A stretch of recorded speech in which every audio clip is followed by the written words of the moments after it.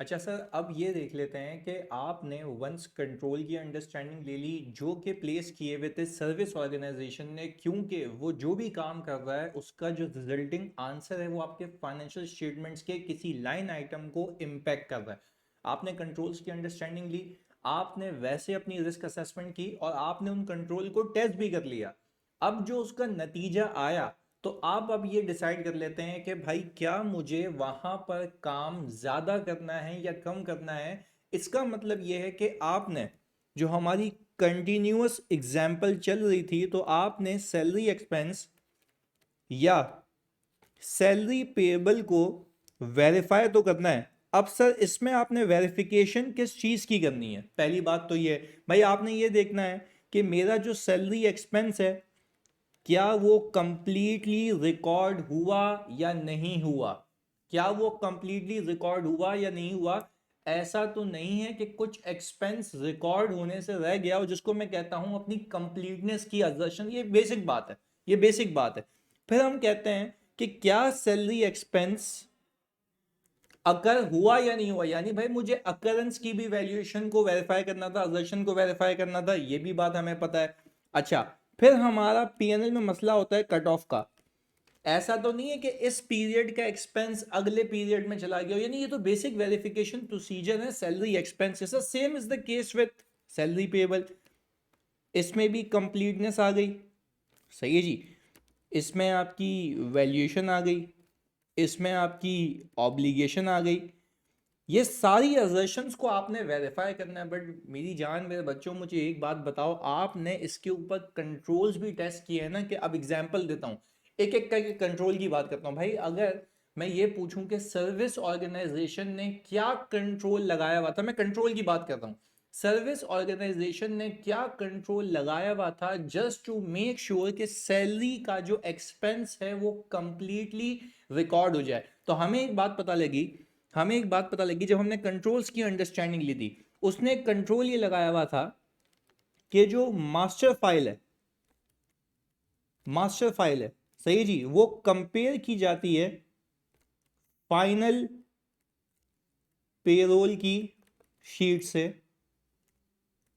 Before before मैं फिर repeat कर रहा हूं, मास्टर फाइल जिसके अंदर सारे एम्प्लॉयज का डेटा होता है, एक्टिव, इनएक्टिव, लेफ्ट, वो सारे लोग। फिर उसमें से फिल्टर लगाया जाता है कि भाई कौन से एक्टिव एम्प्लॉयज जो कि अभी करंटली काम कर रहे हैं, उसको मैच किया जाता है फाइनल पेरोल की शीट से, या सिस्टम ऑटोमेटिकली कर लेता है मैचिंग, ताकि ये इंश्योर हो जाए कि वो जो सैलरी एक्सपेंस रिकॉर्ड हुआ है वो कंप्लीटली हुआ हो। तो ये कंट्रोल था किसकी तरफ से? सर सर्विस ऑर्गेनाइजेशन ने उस सिस्टम पे कंट्रोल लगाया हुआ है, ये मैनुअल कंट्रोल लगाया हुआ है जो भी है, पर वो कंट्रोल लगा हुआ है, वो कंट्रोल लगा हुआ है। ये आपने कंट्रोल्स की अंडरस्टैंडिंग में देखा होगा। पर क्या आप इसको ऑडिट नहीं करेंगे? सर आप बिल्कुल ऑडिट करेंगे।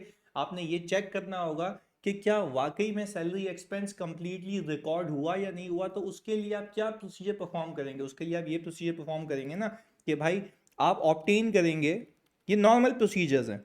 आप ऑब्टेन करेंगे, क्या ऑब्टेन करेंगे सर? पेरोल रजिस्टर, सही है जी, और ट्रेस करेंगे टोटल टू एफएस। यानी पेरोल रजिस्टर कितने महीने का लेंगे सर? 12 महीने का, क्योंकि 12 महीने के पेरोल एक्सपेंस, प्लीज सुनिएगा फोकस के साथ, 12 महीने का जो पेरोल रजिस्टर होगा उसका टोटल मेरे टोटल एक्सपेंस के टोटल से मैच करना चाहिए। This is what we are performing procedure to ensure completeness. अब ये भी तो हो सकता है ना, ये भी तो हो सकता है ना कि इसके अंदर ही पेरोल रजिस्टर के अंदर ही, पेरोल के रजिस्टर के अंदर ही वो लोग गायब हो या कोई बंदा ही ना हो। तो उसके लिए बात समझिएगा, उसके लिए हम दूसरा काम क्या करते हैं, हम एचआर से मास्टर डेटा पिक करते हैं, obtain HR master data and match it with payroll register. ऐसा ये मैच कर लेंगे पेरोल रजिस्टर से, ये इंश्योर करने के लिए ऐसा तो नहीं किसी का एक्सपेंस ही बुक नहीं हुआ हो। तो भाई ये तो सारे वो प्रोसीजर्स हैं जो एक बंदा नॉर्मल अपनी लाइफ में कर रहा होता है जब वो ऑडिट पे जा रहा होता है। मैं तो यहाँ पे आपको एक उसका एक रिकैप दे रहा हूँ कि भाई ये काम आपने करना है। देखो जो प्रोसीजर्स है वो तो नॉर्मल है ना, जो प्रोसीजर्स है वो तो नॉर्मल है। फिर मैं क्या करता हूँ, इसकी वैल्यूएशन को वेरीफाई करने के लिए मैं बोलता हूँ भाई select a sample of employees to verify pay, hours worked, allowances and deductions. अच्छा, टेक्निकली अगर मैं आपको बात कहूं, ये पे में वेरीफाई करता हूं एचआर की फाइल से, जो कि उसकी सैलरी डिसाइड हुई होती है, वो उसको लेटर इशू हुआ होता है, वो वेरीफाई हो जाता है। आवर्स वर्क सिस्टम की रिपोर्ट देख लेता हूं, क्योंकि उसमें कोई मैनुअल इंटरवेंशन नहीं होनी चाहिए, क्योंकि वो कंट्रोल की टेस्टिंग में मैं कर चुका हूँ। और फिर अलाउंसेस भी एचआर के डेटा से पता लग जाएगा, और डिडक्शंस पे टेक्निकली मैं टोटली रिकैलकुलेशन कर रहा होता हूँ। टोटली क्या कर रहा होता हूं बच्चों? रिकैलकुलेशन कर रहा होता हूं। यानी ये सॉर्ट ऑफ मैंने आपको प्रोसीजर्स बता दिए जो आप परफॉर्म कर रहे होते हैं। बट अब सवाल ये है कि क्या मुझे हर एक असर्शन को वेरीफाई करना होता है? सर डेफिनेटली यस, आपने करना होता है। आपने ये भी इंश्योर करना होता है कि अगर मेरे 200 एम्प्लॉयज हैं, 1200 एम्प्लॉयज हैं, उसका एक्सपेंस जो इस पीरियड में रिकॉर्ड होना चाहिए था, क्या वो हुआ या नहीं हुआ?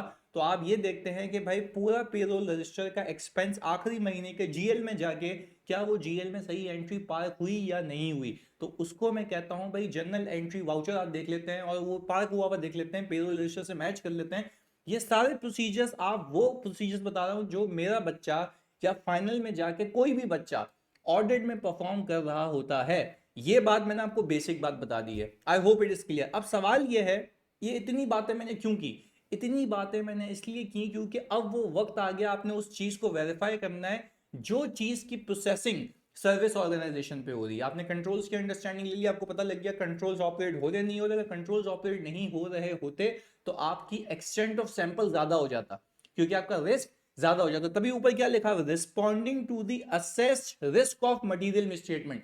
बताने का मकसद ये है कि बच्चों प्रोसीजर्स वही हैं जो नॉर्मल ऑडिट में होते हैं। अब सवाल अपने आप से आपने ये पूछना है, मुझे प्रोसीजर्स परफॉर्म करने के लिए डेटा यानी एचआर की मास्टर फाइल, पेरोल रजिस्टर, उनके अलाउंसेस की डिटेल्स, उनकी बेसिक पे की डिटेल्स, आर्स की डिटेल्स कहाँ से मिलेगी?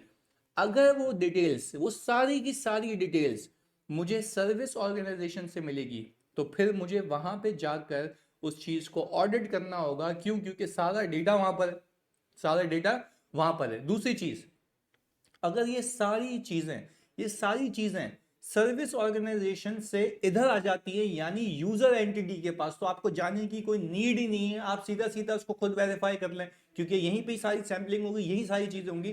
तो पहला सवाल अपने अपने आप से ये करना है कि भाई कंट्रोल्स को टेस्ट कर लिया, रिस्क असेस कर लिया, अब आप उस चीज को, उस हेड को वेरीफाई करने के लिए उसकी सारी असर्शंस को वेरीफाई करेंगे, चाहे वो कंप्लीटनेस हो, सही है जी, वैल्यूएशन होगा, बैलेंस शीट की असर्शन है, सही है जी, ऑब्लिगेशन हो, क्योंकि जाहिर सी बात है कि भाई आप राइट्स एंड ऑब्लिगेशन की असर्शन भी तो वेरीफाई करना चाहेंगे ना। तो वो सारी चीजें।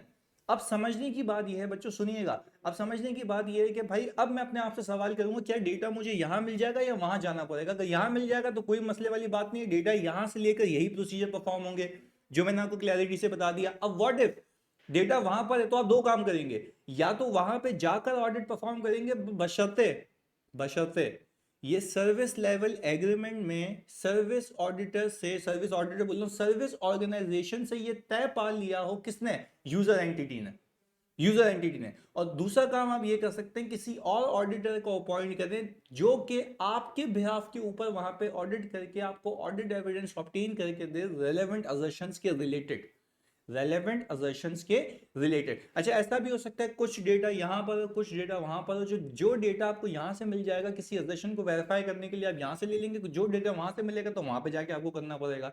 और अगर सर आप बोलें कि व्हाट इफ मैं वहां जा ही नहीं सकता और डेटा वहीं पर ही है, तो स्कोप लिमिटेशन है, स्कोप लिमिटेशन है। ऐसा ही है, अब जब स्कोप लिमिटेशन होगी तो फिर आपको उसकी रिप्लिकेशंस पता है कि भाई अगर मटेरियल है तो क्वालिफाइड ओपिनियन, अगर परवेजिव होगा तो सर आपको फिर पता है मैं डिस्क्लेमर दे दूंगा।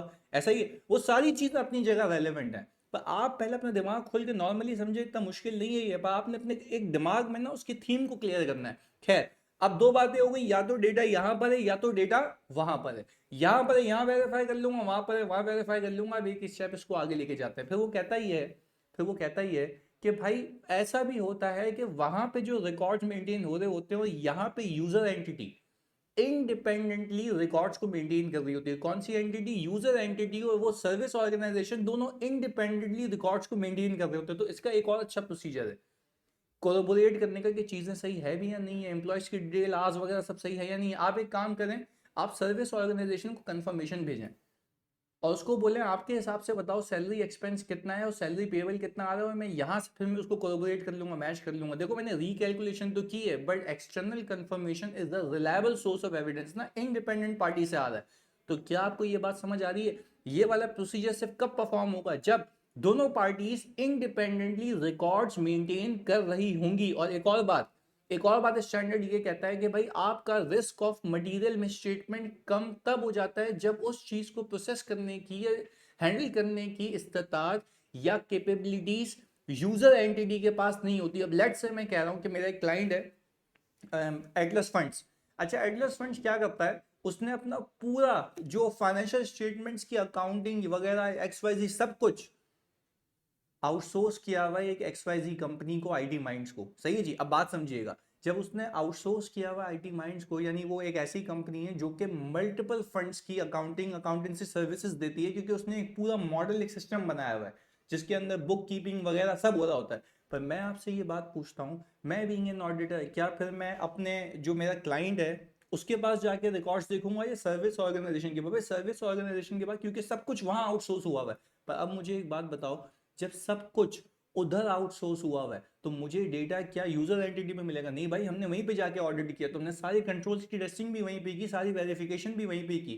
पर इससे होता क्या है? इससे होता ही है कि रिस्क ऑफ मटेरियल मिसस्टेटमेंट कम हो जाता है, क्योंकि अगर यूजर एंटिटी के पास इतने अच्छे कंट्रोल्स नहीं है, इतना अच्छा सिस्टम नहीं है, और इसी की प्रोसेसिंग मेरा जो सर्विस ऑर्गेनाइजेशन है वो अच्छे से कर सकता है, तो जाहिर सी बात है रिस्क ऑफ मटेरियल मिसस्टेटमेंट कम हो सकता है, क्योंकि वहां पे इस चीज को हैंडल करने के लिए ट्रांजैक्शंस की रिकॉर्डिंग के लिए एक बेहतरीन सिस्टम लगा हुआ है, जिसमें इनिशिएट होती है ट्रांजैक्शन, प्रोसेस होती है, रिकॉर्ड होती है, रिपोर्ट होती है, सारी चीजें, क्योंकि वो इस बेहतर तरीके से करता था। लेट्स से मैं आपको बताऊं, म्यूचुअल फंड्स के अंदर रोज की डेली नैव रिपोर्ट होती है, नेट एसेट्स वैल्यू, जिसके बेस पे हम, फॉर एग्जांपल मैंने कहा कि भाई assets minus liability, net assets हो गए, उसको मैं नंबर ऑफ यूनिट से डिवाइड कर लेता हूं।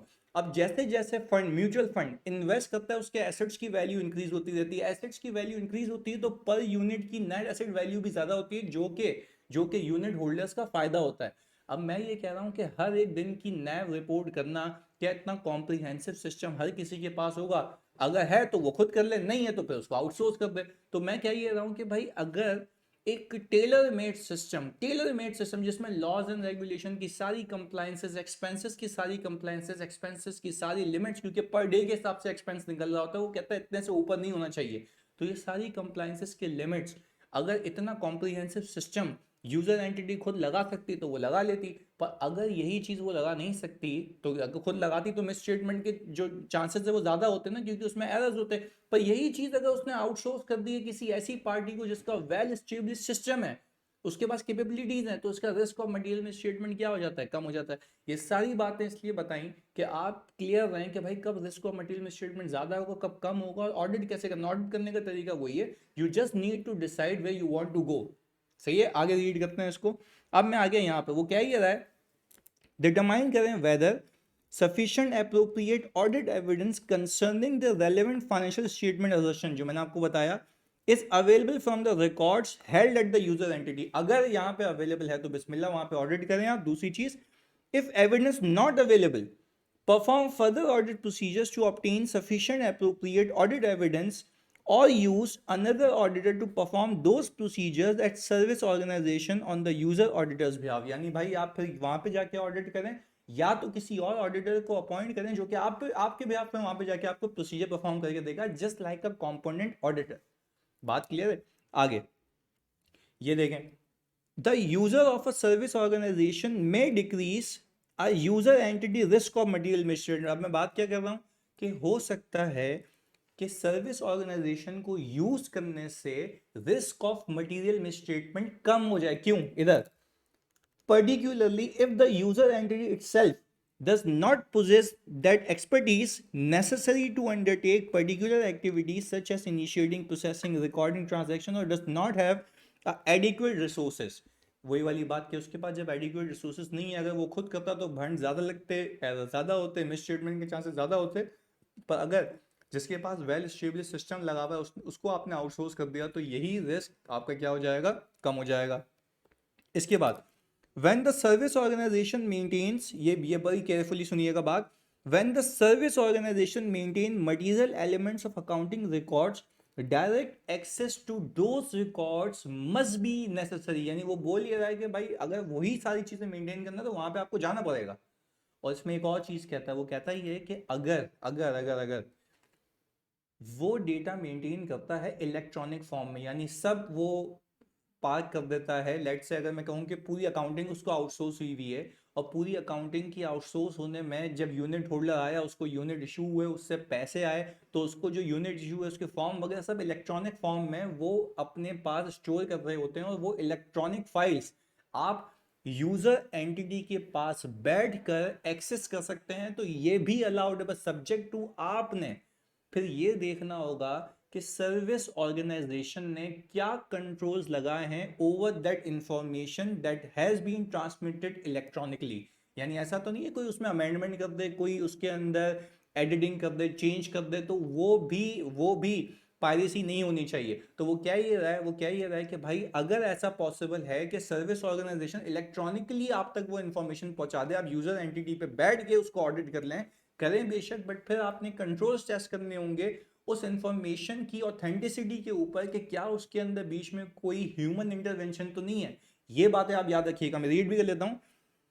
Such access may involve either physical inspection of records at the service organization premises or interrogation of records maintained electronically from the user entity. आगे, where direct access is achieved electronically, the user auditor may thereby obtain evidence as to the adequacy of controls operated by the service organization over the completeness and integrity of the user entity data for which the service organisation is responsible. यानी वो बोल रहा है कि भाई completeness और integrity of data को भी देखना आप, कि ऐसा तो नहीं है उसमें कोई मैनुअल इंटरवेंशन नहीं है, उसमें कोई चेंजेस आया, वो भी अलाउड नहीं है। और सर फिर ये आखिर में कहता है कि ये प्रोसीजर्स परफॉर्म करेंगे। मैंने तो खैर आपको स्पेसिफिक बताइए, तो जनरली कहता है रिकॉर्ड्स को इंस्पेक्ट कर लेना। भाई उसमें क्या इंस्पेक्ट करना है, वो हमने नॉर्मल सीखा, किसी भी हेड में जो नॉर्मल प्रोसीजर होते हैं वो वाली बात होगी। तो बोल रहा है inspecting records documents, inspecting records and document held by service organisation, अगर कुछ आधा आधा इधर उधर है। Obtaining confirmation of balances and transaction from the service organisation, मैंने आपको बताया ये कब पॉसिबल है, जब दोनों इंडिपेंडेंटली रिकॉर्ड्स को मेंटेन कर रहे हो। और another auditor may perform procedures that are substantive in nature for the benefit of the user auditor. तो sir this is how you respond risk of material misstatement arising from the any head which has been maintained by the service organization। मिलते हैं अगली class में, जज़ाकल्लाह।